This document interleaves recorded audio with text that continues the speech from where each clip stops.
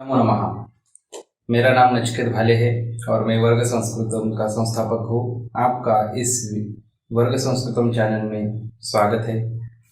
तो सबसे पहले हम वीडियो को शुरुआत करने से पहले अगर आपको ऐसे ही संस्कृत के नए नए वीडियोस अगर चाहिए होंगे तो आप हमारे चैनल को सब्सक्राइब कर लीजिए, जिससे कि आपको नोटिफिकेशन आएगा और आप हर एक वीडियो को पहले जान पाएंगे। ठीक है, तो आज मैं रिद्ध संस्कृतम पाठ्य पुस्तक 8वीं कक्षा का जो है वो लेने वाला हूँ और इसमें मैं बताने वाला हूँ कि आपको ये पहला जो पाठ है वो कैसा आपको याद करना है और उसका मतलब भी क्या है। तो मतलब और याद करना दोनों ही इसमें भी समझाऊंगा।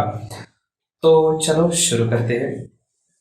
प्रथम पाठ सुभाषितानि। तो सबसे पहले देखिए, तो ये जो दो दो लाइन के जो श्लोक रहते हैं तो इसको आपको दो चार हिस्सों में तोड़ना है। तो ये अनुष्टुप छंद है और ये अनुष्टुप छंद का जो भी श्लोक रहता है इसमें कुल 32 अक्षर रहते हैं। तो 8-8 अक्षरों को आपको तोड़ना है और उनको याद करना है और उसके बाद श्लोक अपने आप आपको आ जाएगा। जैसे कि यहाँ पे देखिए, पहला जो श्लोक है तो ये है नाभिषेको न संस्कारः सिंहस्य क्रियते मृगैः विक्रमार्जित राज्यस्य स्वयमेव मृगेन्द्रता। तो यहाँ पे क्या किया है उन्होंने, तो नाभिषेको न संस्कारः, यहाँ पे क्या करना है, आपको पॉज देना है। उसके बाद है सिंहस्य क्रियते मृगैः, यहाँ पे भी आपको क्या करना है, पॉज ही देना है। तो यहाँ पे दो ये हो गए, दो अक्षर हो गए। तो यहाँ पे चरण पाद बोलते हैं उसको। तो ये जो है तो ये चरण है। चरण मतलब क्या, तो ये पूरा लाइन, दो लाइनें रहते हैं। तो फर्स्ट लाइन जो रहती है उसमें आपको दो हिस्सों में उसको तोड़ना है, पहले 8 अक्षर और दूसरे 8 अक्षर। तो पहले 8 अक्षर को थोड़ा सा पॉज लीजिए और दूसरे 8 अक्षर को भी थोड़ा सा, तो वो तो खत्म होता है, मतलब वहां पे भी पॉज देना है आपको। ठीक है, तो ऐसे करके आपको याद करना है। ठीक है, कोई भी श्लोक हो, और ये 3-3, 4-4, 5-5, 7-7, 10-10 बार भी आप बोल सकते हो, इसको याद कर सकते हो। ठीक है, तो पूरा श्लोक याद करने की जरूरत नहीं है, उसको तोड़ तोड़ करके याद कर लीजिए, फिर आपको जल्दी से याद हो जाएगा। ठीक है, तो चलते हैं हम अपने अर्थ की ओर। ठीक है, तो सबसे पहले है नाभिषेको न संस्कारः सिंहस्य क्रियते मृगैः विक्रमार्जित राज्यस्य स्वयमेव मृगेन्द्रता। अभी इसका अर्थ है कि जो हमारा शेर रहता है, जंगल का जो शेर रहता है, उसका कोई भी अभिषेक नहीं किया जाता, राज्याभिषेक जिसको बोलते हैं हम, इसका या वोटिंग भी नहीं करते हैं कोई जंगल में। ठीक है, उसकी वोटिंग भी नहीं होती या उसको कोई भी अभिषेक उसका किया नहीं जाता और कोई भी संस्कार भी उसके ऊपर नहीं होता। ठीक है, तो फिर भी वो राजा रहता है। ऐसे कैसे रहता है, तो अपने पराक्रम के द्वारा वो सब अर्जित करता है। क्या, अपना राज्य अर्जित करता है, अपना पराक्रम रहता है, उसका अपना खुद का ऐसा एटीट्यूड रहता है, उसका अपना खुद का ये सब रहता है, तो उसके द्वारा ये अर्जित करता है और उसको बोलते हैं हम विक्रमार्जित राज्य से। मतलब खुद के पराक्रम के द्वारा उसने किया हुआ राज्य, अर्जित किया हुआ मतलब मिलाया, क्या बोलते उसको, प्राप्त किया हुआ राज्य, तो उसको बोलते हैं स्वयं ही वो मृगेन्द्रता, उसके खुद के ही उसमें रहता है वो, मतलब वो खुद में ही स्वयं रहता है। ठीक है, मृगेन्द्रता मतलब उसके खुद में ही, शेर के खून में ही वो सब दौड़ता है। तो इसलिए यहाँ पे उसको कोई भी अभिषेक की या संस्कार की जरूरत नहीं रहती। ही हमारा पहला श्लोक खत्म होता है। तो दूसरा श्लोक है विद्वत्वंच नृपत्वंच नैव तुल्यम कदाचन स्वदेशे पूज्यते राजा विद्वान सर्वत्र पूज्यते।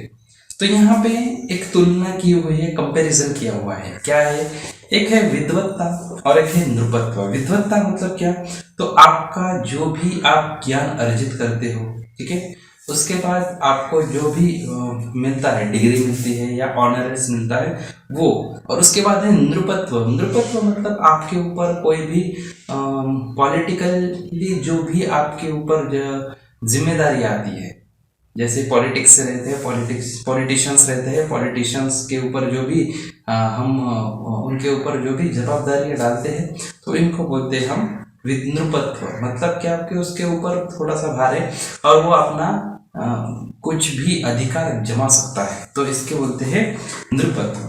तो विद्वत्व और नृपत्व इसमें कभी भी तुलना की नहीं जा सकती, कभी भी तुलना नहीं की जा सकती। तो ऐसा क्यों है?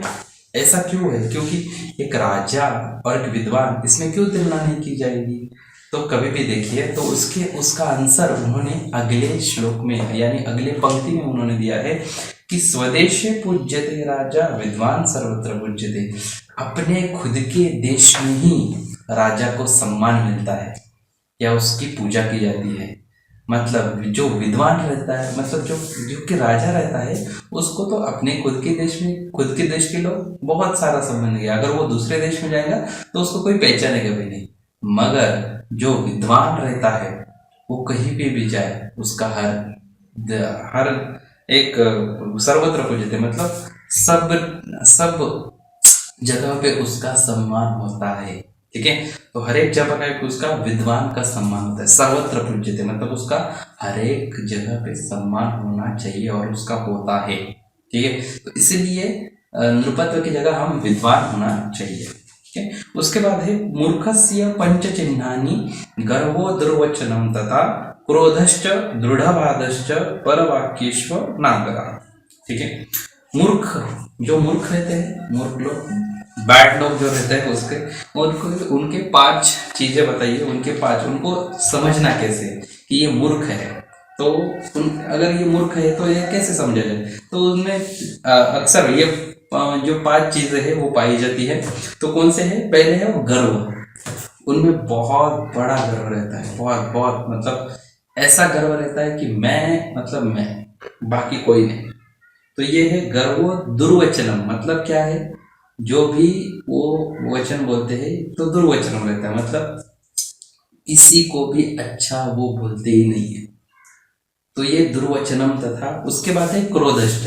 उनको गुस्सा जल्दी आता है और बहुत आता है, जल्दी भी आता है और बहुत आता है, कुछ भी कर सकते हो। और उसके बाद दृढ़वादश्च। अभी यहाँ पे दृढ़वादश्च का उन्होंने अर्थ दिया हुआ है, क्या बोलते उसको, हटी, मतलब दृढ़वाद यहाँ पे दिया और हटवाद है भी बोला उन्होंने बोला है हट्टी। दृढ़वाद मतलब हट्टी, मतलब एक जो चाहिए वो चाहिए, उसके बगैर वो खाएंगे नहीं। खाएंगे तो तूप से ही, नहीं तो वो भूखे बैठ जाएंगे, ऐसे उनका चाल चलन रहता है। और उसके बाद है परवाक्येष्व नादरः। दूसरों का बातों का वो अनादर करते हैं। मतलब अगर किसी विद्वान ने अगर कोई बात कही हो तो उसका वो अनादर करते हैं, उसका वो सम्मान नहीं करते। तो ये हो गया तीसरा श्लोक हमारा। चौथा श्लोक है अष्टादश पुराणेषु व्यासस्य वचनद्वयम् परोपकार पुण्याय पापाय परपीडनम। इसका भी हम देखते हैं। तो जो हमारे भगवान वेद व्यास जी है, तो उन्होंने 18 पुराण लिखा है और 18 पुराणों में एक ही बात, 2 बात बताई है। ठीक है, 2 ही बात बताई है उन्होंने। क्या है वो 2 बात? कि परोपकार पुण्याय, दूसरों के ऊपर उपकार करना, दूसरों की मदद करना, ये पुण्य है। और पापाय परपीडनम, दूसरों को तकलीफ देना, दूसरों को पीड़ा देना, ये है पाप। ठीक है, तो ये 2 ही उन्होंने चीज बताई है। बहुत ही अच्छा है, बहुत ही उसका मीनिंग अच्छा है। उसके बाद है अनाहूत प्रविशति अपृष्टो बहुभाषते अविश्वस्ते विश्वसिति मूढ़चेता नराधमः।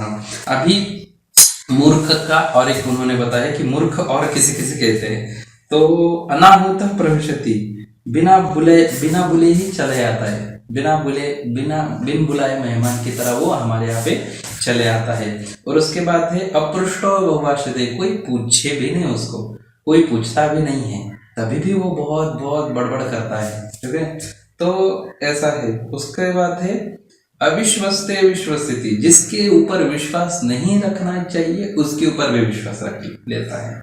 और ऐसे लोग जो रहते हैं वो मूढ़चेता नराधमः, ऐसे लोग ही मूर्ख रहते हैं। ठीक है, तो इसको हम हमारे जीवन में कैसे उतारिए, यहाँ पे भी हम सीख सकते हैं।